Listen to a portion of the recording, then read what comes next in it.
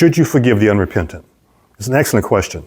Some things that someone may have done to you is very painful, very hurtful, and they usually are not very remorseful.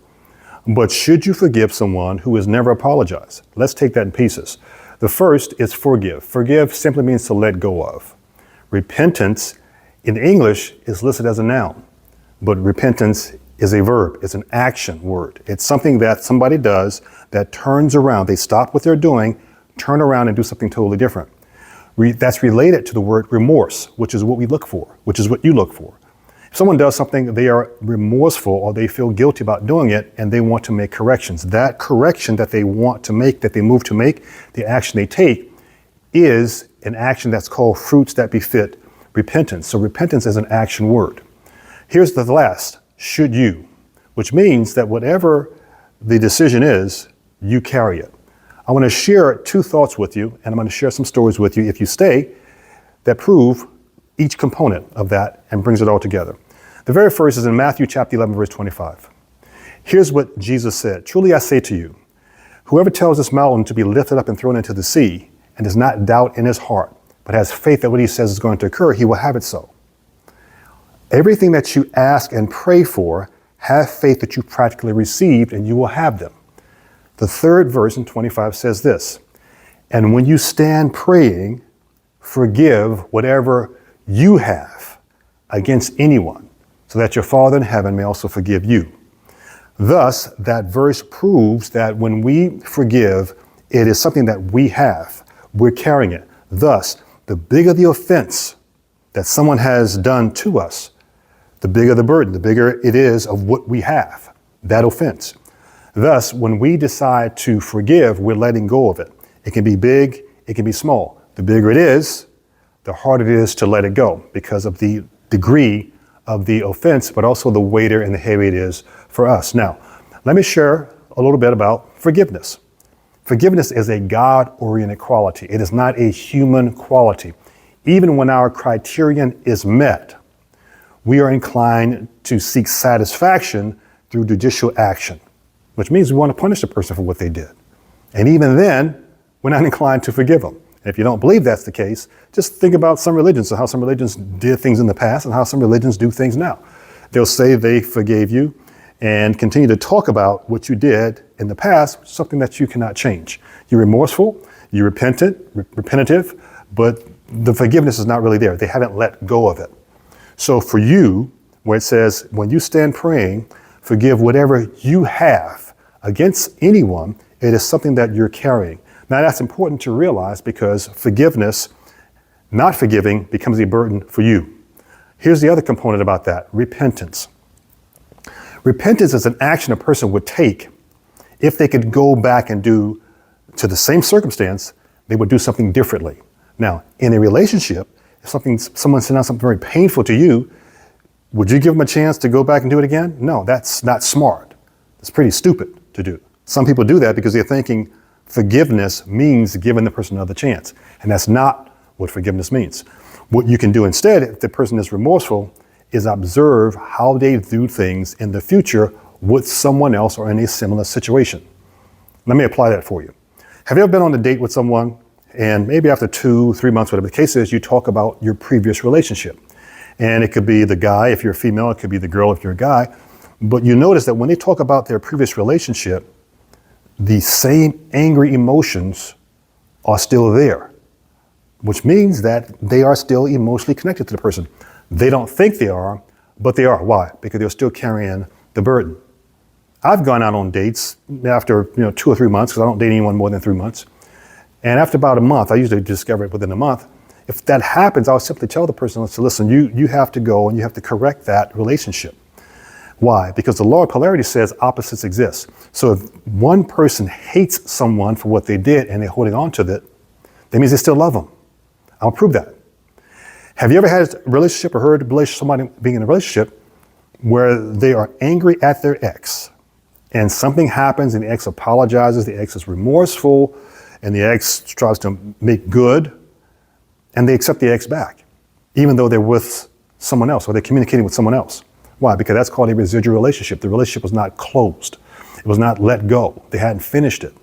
That is what happens when we either don't forgive or we hold on to the resentments. We keep that thing with us. The same applies to marriage. Any relationship that's painful. Usually I discuss relationships because that's the most impactful part of our lives. So we discuss repentance. We've discussed remorse. We discuss forgiveness. What does should you mean?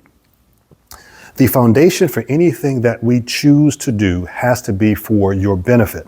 So the Apostle Paul in Colossians chapter 3, verse 13, he said, continue putting up with one another and forgiving one another freely. If anyone has a cause for complaint against another, just as your Father freely forgave you. Now, that's referring to small offenses.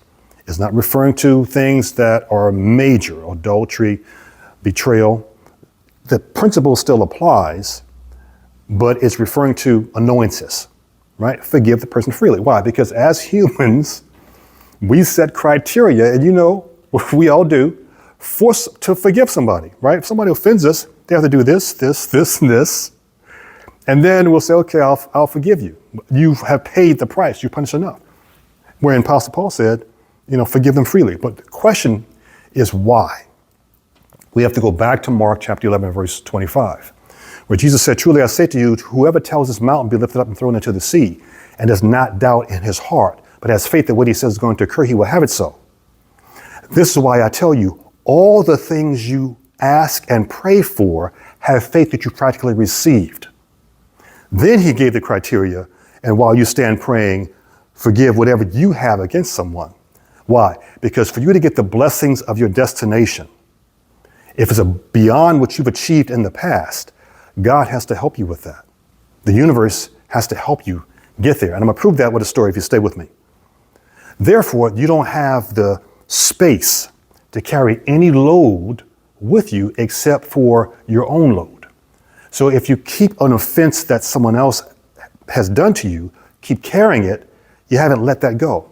That's why he said, whatever you have. So should you means just that. Should you let it go? It's your choice. If you want to carry the burden, you can carry the burden. If you want to get to where you're going, you have to let it go. Now, if you're still with me, here's the story and the homework. I didn't tell you I was going to give you homework, but we're going to give you some homework. Everyone knows the story. It's the story of Joseph. Joseph communicated to his brothers he had a dream. His brother schemed, sold him into slavery. Now, Joseph was 17 years old. Stay with me. He was 17 years old when he was sold into slavery, 30 years old before he appeared before Pharaoh. 13 years of training. Had God's blessing. God was blessing everything he touched, but still is 13 years of training. At 30, he's before Pharaoh, appointed to the second position of power in Egypt. 7 years is the time of plenty. He's 37. The time of famine began after that. So he's about 38, 39 when his brothers come to him and bow down. Now, keep this in mind. When he communicated his dream to his brothers when he was 16 or 17 years old, from the time he communicated that dream to the time he was 37 years old, he had forgotten the dream. He had certainly forgotten it for the 13 years that he was in prison and being accused of dealing with Potiphar's wife. And I'm going to give you the homework.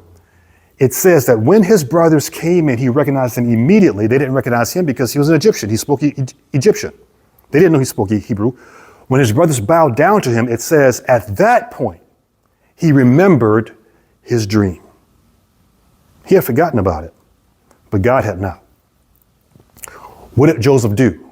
Now, back up a little bit. Reuben, the oldest, was trying to save Joseph, right? When they was going to concede to kill him.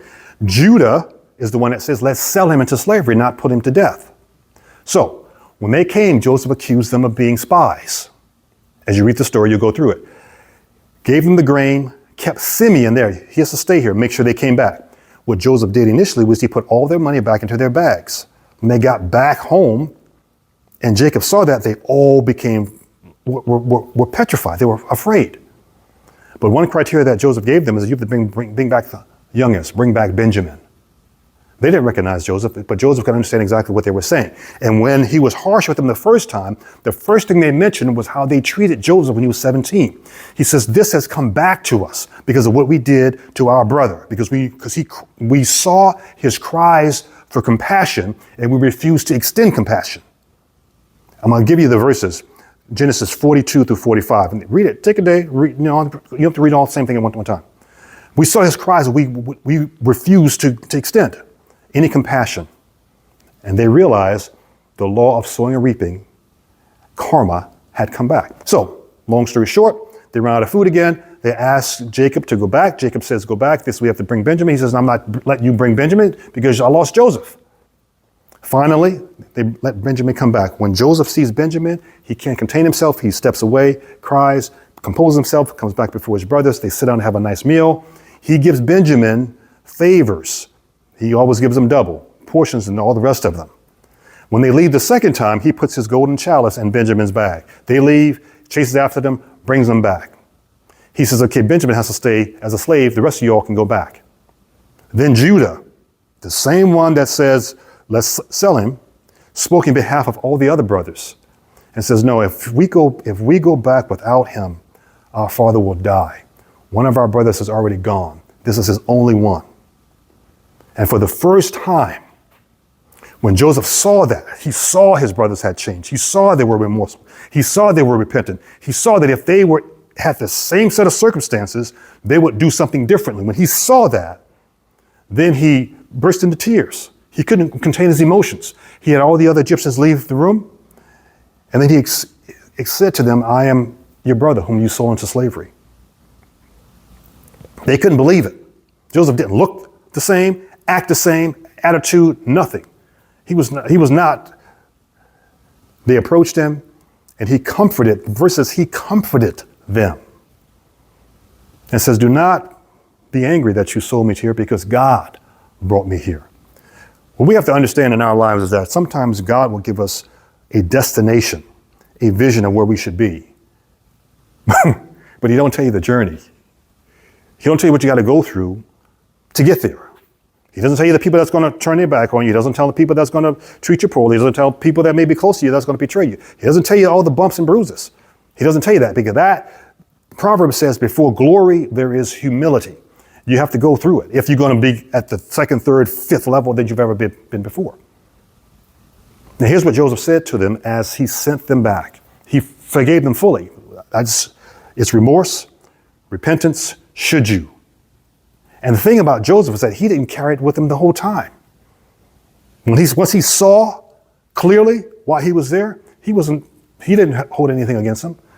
They expected him to have resentment. He didn't have any of that because it was too much for him to carry, to be at the level that he was at. And what he said to them, he says, on your way back, he says, do not get exasperated with each other on your way back. He said, you all had evil intent toward me, but God put me here for the preservation of life. That's the story.